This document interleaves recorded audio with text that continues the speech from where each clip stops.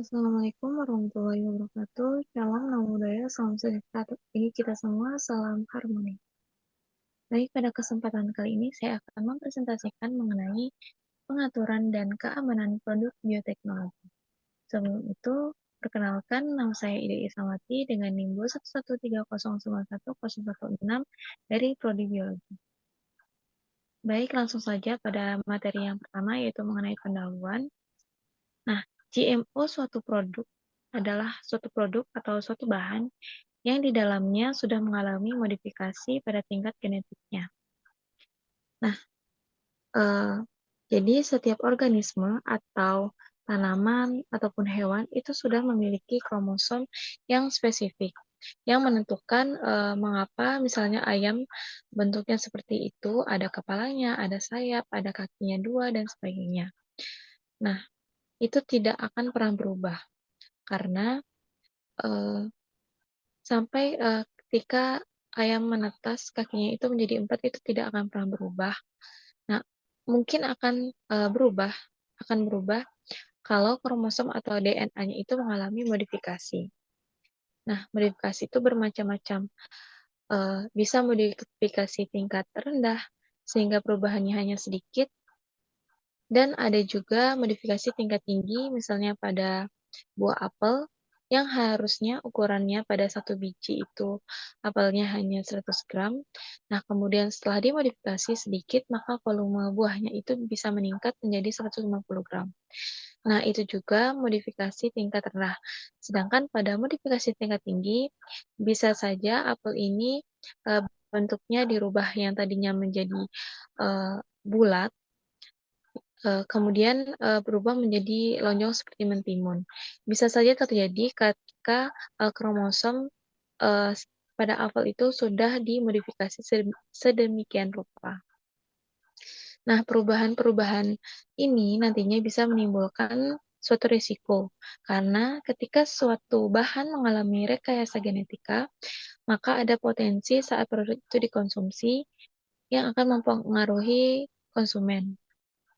Karena yang dikonsumsi itu adalah yang mengandung kromosom ataupun mengandung DNA tersebut. Nah, ketika DNA-nya itu ternyata berubahnya belum stabil, misalnya, itu bisa mempengaruhi sel-sel DNA kita. Ada potensi, namun tidak berarti selalu terjadi. Nah, oleh sebab itulah, semua bahan-bahan yang telah dilakukan modifikasi pada tingkat DNA ataupun kromosomnya, ini harus diberikan aturan dan keamanannya untuk memastikan konsumen itu terlindungi dan aman. Nah, untuk menunjukkan aman dengan apa, tentunya sudah dilakukan pengujian dari berbagai macam jenis pengujian, memastikan bahwa konsumen yang mengkonsumsi produk tersebut tidak mengalami efek negatif. Dapat dilihat pada slide ini merupakan Undang-Undang Nomor 18 Tahun 2012 tentang Pangan Pasal 77 Ayat 2 yang menyatakan bahwa setiap orang yang melakukan kegiatan atau proses produksi pangan dilarang menggunakan bahan baku, bahan tambahan, bahan dan atau bahan lain yang dihasilkan dari rekayasa genetik pangan yang belum mendapatkan persetujuan keamanan pangan sebelum diedarkan. Next. Nah, adapun permasalahan yang mungkin terjadi ketika GMO ini muncul. Yang pertama, ada kemungkinan terjadinya perubahan genetik yang tak terduga dan berbahaya bagi kesehatan. Kemudian terjadinya penghanyutan genetik akibat persilangan alami tanaman transgenik dengan tanaman non-transgenik. Tanaman tahan terhadap hama dan penyakit tertentu, tetapi sangat peka terhadap hama atau penyakit lain. Timbulnya efek alergi atau menghasilkan zat beracun, dan yang terakhir munculnya gulma resisten terhadap herbisida. Nah, secara objektif, yang membedakan pangan transgenik dengan pangan alami secara kasat mata sangat sulit dilakukan, kecuali jika pangan transgenik tersebut memiliki ciri khas. Oleh karena itu, pemasangan label pada kemasan merupakan satu-satunya cara mengenali produk pangan transgenik. Pelaku usaha pangan yang memproduksi produk rekayasa genetika di dalam negeri dan atau mengimpor pangan Produk rekayasa genetika untuk diperdagangkan dalam kemasan eceran wajib mencantumkan keterangan tentang pangan PRG pada label. Sebagaimana kewajiban pencantuman tentang pangan PRG dilakukan eee, untuk pangan PRG yang mengandung, paling sedikit 5% kandungan deoksiribonukleasid atau DNA PRG. Dapat lihat pada, slide ini merupakan, beberapa kode label. Yang pertama ada, eee, untuk produk organik itu diawali dengan angka 9, ada 5 digit angka, kemudian, untuk produk GMO itu diawali dengan angka 8, sama juga 5 digit angka. Kemudian untuk pertanian tradisional itu menggunakan 4 digit angka diawali dengan angka 4 ataupun 3. Yang biasanya, pertanian ini pertanian, biasa yang mengandung pestisida, pupuk, dan sebagainya. Next, ada jenis, eee, produk rekayasa genetika. Nah, produk rekayasa genetika yang akan dikaji atau diuji untuk dilepas dan atau diedarkan di Indonesia harus disertai informasi dasar sebagai petunjuk bahwa produk tersebut memenuhi persyaratan keamanan lingkungan, keamanan pangan, dan keamanan pangan. Nah, yang pertama ada tanaman, PRG, hewan, dan jasa training. Nah, pada jasa training ini sangat berkembang pada pesat karena jasa training ini paling aman. Nah, hal ini karena nanti yang diambil itu bukan jasa trainingnya yang dikonsumsi, melainkan produk metabolit sekunder dari jasa training tersebut, yang nantinya digunakan lebih lanjut. Bisa untuk produk pangan langsung ataupun sebagai katalis saja. Misalkan saja enzim. Nah, enzim dari mikroorganisme, apakah itu amilase, protase, ataupun lipase, itu banyak diambil dari mikroorganisme yang sudah mengalami rekayasa genetika. Jadi, rangkaiannya itu jauh sehingga produk ini dapat dikatakan aman. Dan produknya itu tidak perlu diberikan label produk GMO karena sudah produk, turunan, yang jauh. Karena yang GMO adalah mikroorganisme, sedangkan yang digunakan adalah enzimnya dan yang dikonsumsi adalah produk hasil reaksi enzimatisnya. Nah, selanjutnya ada lembaga yang menaungi, eee, beredarnya produk GMO di Indonesia. Yang pertama ada BKKH, yaitu Balai Komisi Keamanan Hayati Produk Rekayasa Genetika sebagai sarana komunikasi antara KKH dengan pemangku kepentingan. Nah, bertugas untuk mengumumkan penerimaan pemohon, proses dan ringkasan hasil pengkajian PRG di tempat yang dapat diakses oleh masyarakat. Yang kedua ada KKH, yaitu Komisi Keamanan Hayati Produk Rekayasa Genetika. Nah, KKH ini memberikan, rekomendasi keamanan hayati PRG kepada menteri terkait atau kepala Badan BPOM dan, membantu pelaksanaan pengawasan terhadap pemasukan dan pemanfaatan PRG serta pemeriksaan dan pembuktian atas kebenaran laporan adanya dampak negatif PRG.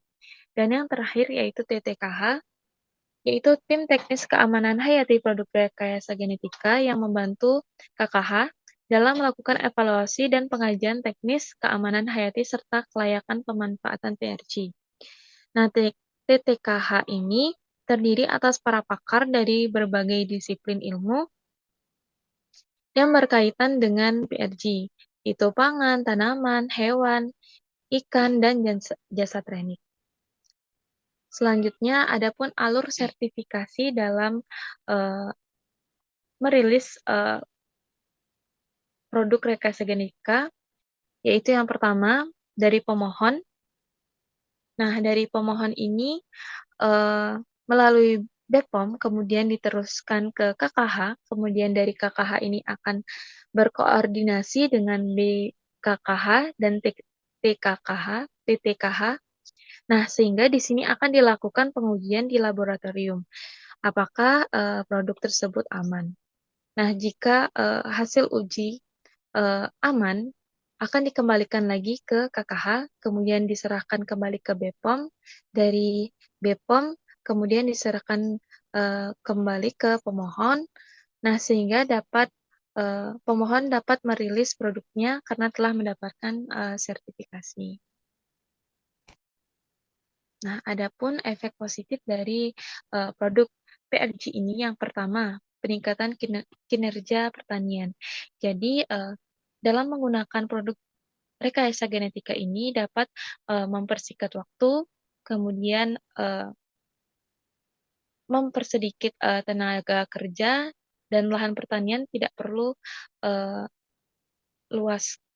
Kemudian ada jangka simpannya menjadi lebih lama, seperti contohnya pada tomat.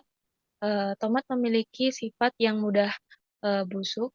Kemudian pada pertanian organik, pertanian eee, yang tradisional, para petani biasanya menjual tomatnya itu 3 hari sudah membusuk. Nah, dengan produk genetika rekayasa genetika ini, tomat ini akan tahan pembusukannya lebih lama, sehingga para konsumen ataupun distributor ini akan eee, menguntungkan. Kemudian ada resisten terhadap penyakit dan herbisida, kemudian ada berpotensi tahan terhadap kekeringan, peningkatan kandungan nutrisi, dan peningkatan sifat sensorik. Selanjutnya ada contoh PRG, produk rekayasa genetika. Yang pertama ada jagung, kemudian canola, alfalfa, golden rice, kapas biti, kedelai, kentang, dan tomat. Di mana jagung produk ini eee, banyak diciptakan karena jagung ini memiliki dulunya sangat sulit untuk ditumbuhkan. Kemudian canola ini diambil minyaknya. Canola ini minyaknya bagus karena mengandung asam lemak tidak jenuh, omega 3 dan 6.